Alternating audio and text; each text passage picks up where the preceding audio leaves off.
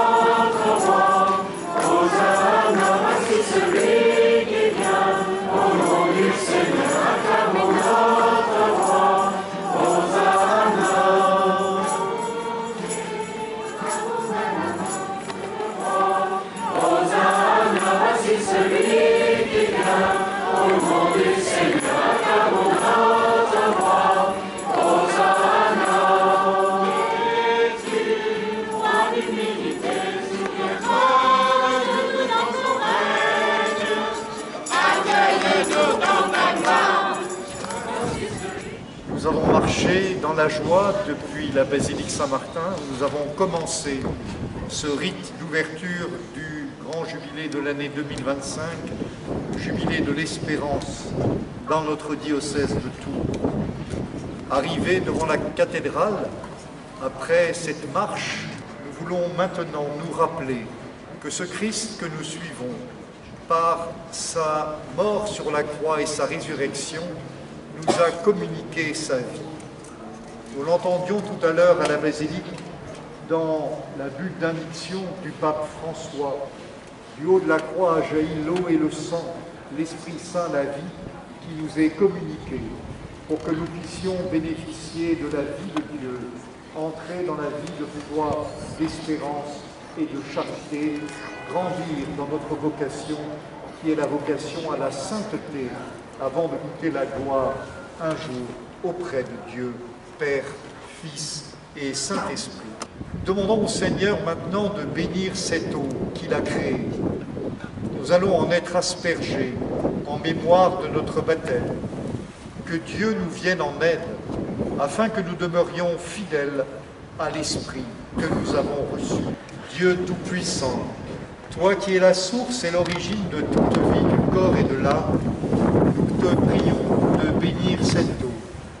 Nous y recourons avec confiance pour implorer le pardon de nos fautes et obtenir la protection de ta grâce contre toute maladie et contre les embûches de l'adversaire.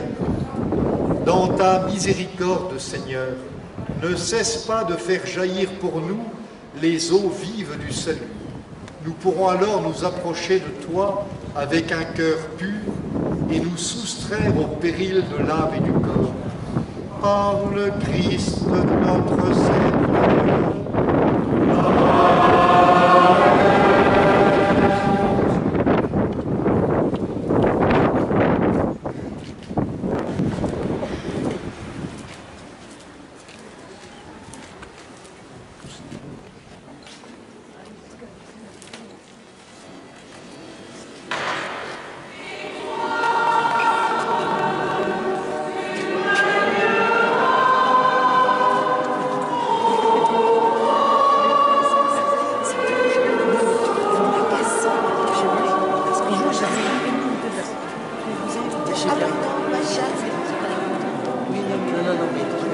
Non, mais